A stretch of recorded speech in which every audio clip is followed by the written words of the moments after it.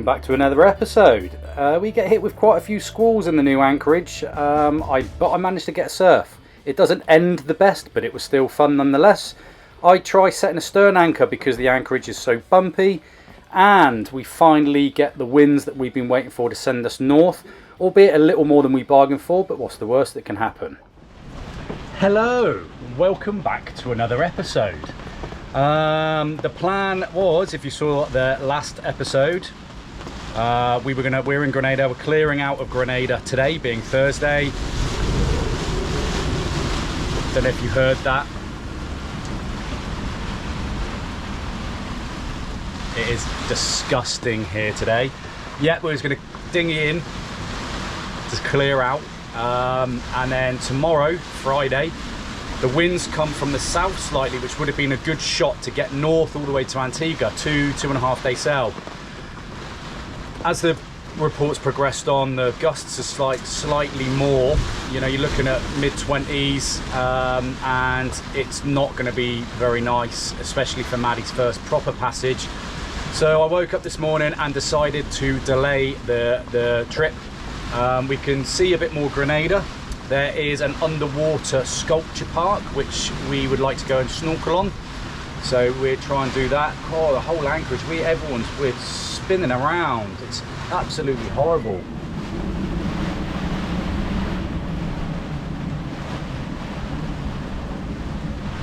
It's quite it's not that rolly, but it's not the best. So yeah, dinghying in this is not an option anyway. I wouldn't want to do it to get up north to go and clear out. So yeah, we've delayed, and wow, whoa, the boat's heeling.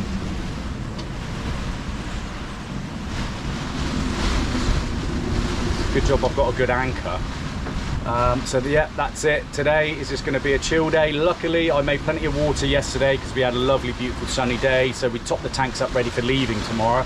We've done a big shop, we've got loads of food on board, so I think it's just going to be a chill day today. And just keep an eye on the weather. Could be a week, could be a month, who knows. Maddie's busy. I think this is going to be us for the day. But anyway, yeah, stay tuned. Check the oil level on the outboard earlier before we went ashore, and it seemed quite high. You know, normally oil goes down, so I smelt it, and it smells a bit of fuel. Done a little Google search, and saying that sometimes either your piston rings have gone, I think it was piston rings, or fuel injector. It's a new outboard. I say new, I mean it's not even done, I'd say 4 hours, 5 hours. So I'm going to drain this lot of oil with the fuel, because there's, you know, a big amount of liquid in the sump, which can't be good for the engine. So yeah, I'm going to drain it. I've got other oil to put in, and I'll keep an eye on it. If it continues to smell of oil, continues to smell of fuel, then I'll get someone to take a look, strip it, and see what's going on, because I could have a go, but I'd rather someone who knows what they're doing, and I can watch and learn that way. The only thing I'm worried about is where the outboard sat on the back of the boat. I just don't want to drop anything. So there, the yellow cap there, that's your oil fill, and this nut under here, the bolt under there, if you can see, that's where I'm going to be taking it off to drain. So hopefully I don't drop anything. Yeah, don't drip. Ready? Okay. 1, 2, 3. Right, go. Right, so that's the old oil drained out. What I also did was put a little glug of fresh oil in the top, which then pushed out any last bits of old oil. And now I'm just put that back in, tighten it up, and then ready to top up with fresh.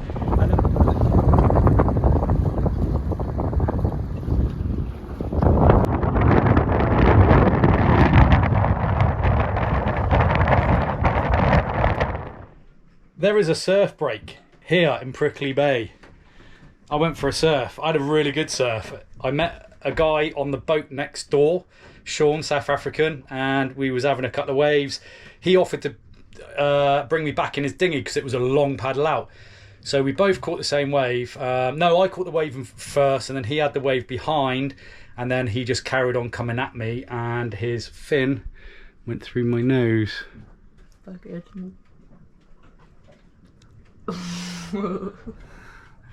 So yeah, I think I might have broke my nose. The board hit me, so I need to try and stop this flap from flapping. But it was a great surf, so I don't care. It happens. I think my tooth had gone through my lip a little bit under there. He was really apologetic. We're going to go for a surf tomorrow.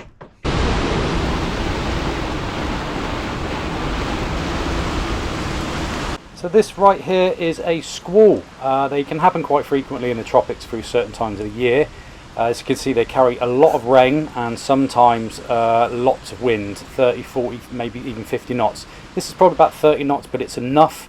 They can last anything up to, I don't know, 30 minutes is the usual, sometimes a lot shorter. But yeah, it's enough. As long as my anchor's good, we're good. Update on the nose. Still very painful. You can see the bruising's coming out around my eyes. As for the slice that kind of went through my nostril and inside, I've managed to sort of hold it together. So I don't need stitches, should be fine. It's very painful. Yesterday opened one of the hatches above the galley, and I noticed it wasn't quite sitting right. I don't know if you can see, so that side sits kind of flush and that side's raised. You can actually see the hinge is snapped.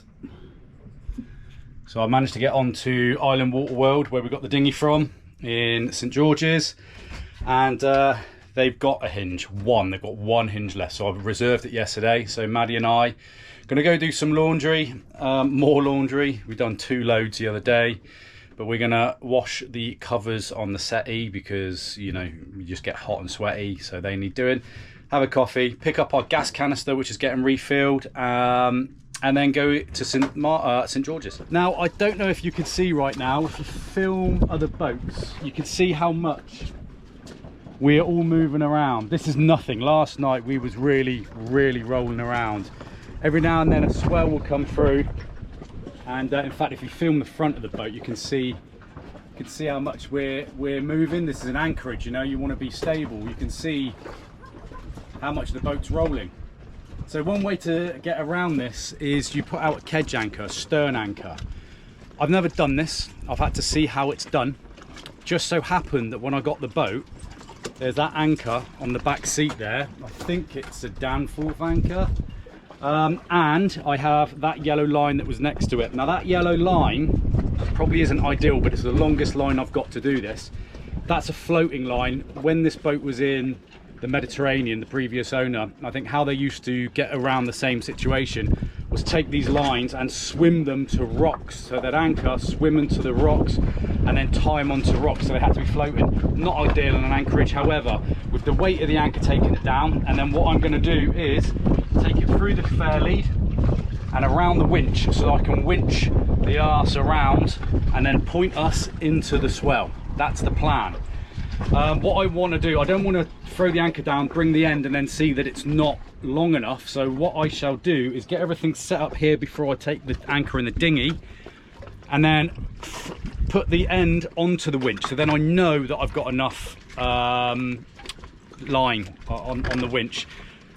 Motor out there, drop the anchor and then see what happens. Like I said, I've never done it before, I've just seen kind of how it's done, so we're going to give it a go. First things first, I need to put a shackle through the end of the anchor so I can tie the line on. Okay, the anchor is set up, ready to go. You see on the coils, I've left the coil up the right way to let it run. Got it coming round onto the winch, and I will just go out there, drop it, and then yeah, move the bum that way into the weather. Okay, there is 8.7 meters under the keel. Add 2 meters for the keel and surface, I'm going to check the tides, see where we are. We're on springs at the moment, so it's quite high tide, so I'll make sure that I do all the calculations and then put a line from the anchor up to a buoy. I've got a buoy in this locker under here, so then people can see that I've got an anchor out, and I'm going to be able to tell which way my anchor is. Right, let's get to it.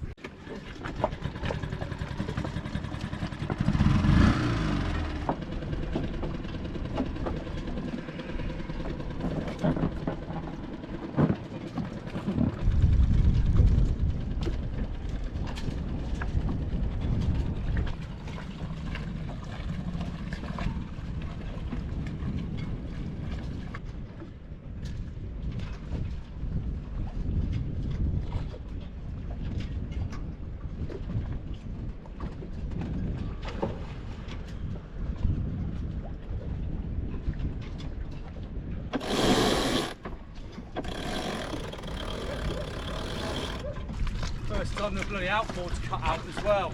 Ooh. Had to happen doing something pretty critical, eh?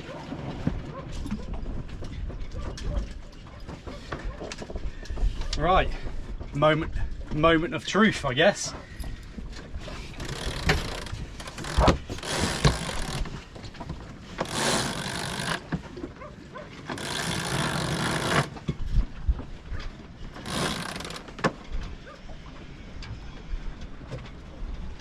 I think that's it.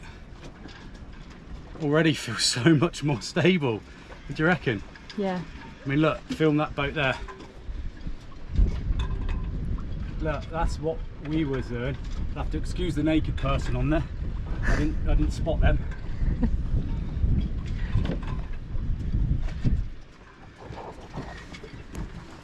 You happy? Yeah. Okay guys, I am going to give you a little walkthrough, talk through of why we've not left Grenada and headed north to Antigua yet. This here is Predict Wind. It's one of the apps that I use to get our weather report, wind report. So that's the windward chain of islands, the Caribbean islands, and we are right down there where the cross is, the little white dot with a cross over it. That is Prickly Bay in Grenada. And we want to go way north. If you follow that chain of islands, zoom in there, that is Antigua. It's about 310 nautical miles. Now, as you can see, the trade winds are predominantly from the east. They have a little bit of south in, which is good. That's what we want to get up north. But I shall show you why we've not left, because later in the week, the winds kind of drop out up the north. So look, I'm going to scroll through there. The blue and the purple is light winds or no winds. So we've got all the winds down the bottom there, but as you can see, if we started progressing up north, we will get stuck. I am a sailboat, I need winds, so this is why we have delayed leaving. Now what we have later in the week is more southerlies. And if I just fast forward also, you can see there that they fill in. We actually get some really good winds. It's very early to tell yet as well. It's about a week away. What generally tends to happen is it will go one of either way. It will either get stronger or it will drop out. I'm pretty sure that these winds are going to be getting stronger, but you see there's a lot more south in there, which will push us north. In fact, look, that's the gusts. So this is the gust. You can see 18 knot winds, gusting 23. That's quite a lot, but with 2 reefs in my mainsail, we should be fine, and it will push us all the way up. So let's take a look at what the swell is doing. So here you can see the Atlantic side of the islands, 2.1 meters, and as you can imagine, the islands will shield it, so it's 1.2 meters. Between the islands there, you can see that the swell kind of creeps through. So let's zoom down. As it all comes from the east, let's scroll through the week so you can see what it's generally doing. It's coming from the east. It doesn't really get much bigger than 1.5 meters, but look, it's coming down from the north now, which will be super uncomfortable. So this is later in the week. We do not want to be beating into that sort of waves. It gets uncomfortable. But look, there we go. At the end of the week, it does increase in size. You can see it went a lighter blue, but it's going to be more in our favour with some south in there to sort of help get us up the north. So there you go, look, pushing us all the way up through. So this is the plan. This is what we're waiting for. Let's hope that it turns out this way. I hope that little spiel made sense and I won't waffle in too much.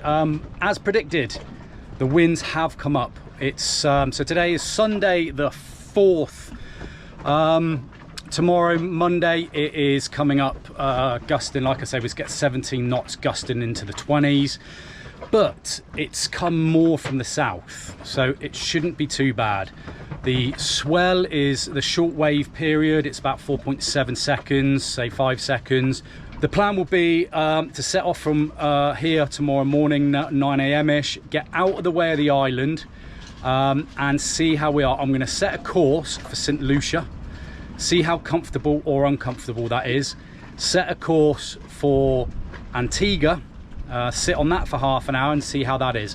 Whichever one, if Antigua feels good, we're just going to sit on that for 48 hours and go. Maybe put a little bit more west in it to stay closer to the islands than I planned, just in case we need to dart in anywhere. But yeah, that's the plan. I apologise that it's been a while since I posted the last one. We haven't done anything. We've just been sat waiting on the weather. We was hoping to go up and see that sculpture, the underwater sculpture park, but you need to get there by boat. There's nowhere to anchor, so we couldn't take our boat up there. So yeah, we've done nothing. That's why there's not been an episode. I'm not just going to post rubbish. So yeah, join us next week where we will either be in Antigua or St. Lucia, or maybe even Bequia again. Bequia is looking protected because after we've got this wind, it's picking up pretty gnarly. There's a front coming down through 30 knot gusts. I want to be protected. Bequia was very well protected, so we could very well end up there. That's like an 11-hour sail from here, so we shall see. Thank you for tuning in. If you're not subscribed already, please subscribe to the channel, hit the notification bell so you will know when we post next. It should be a good episode, plenty of sailing on the next one. Again, apologise, not much has happened. We've been sat in Grenada for weeks waiting to go. This should be it. Right, catch you later.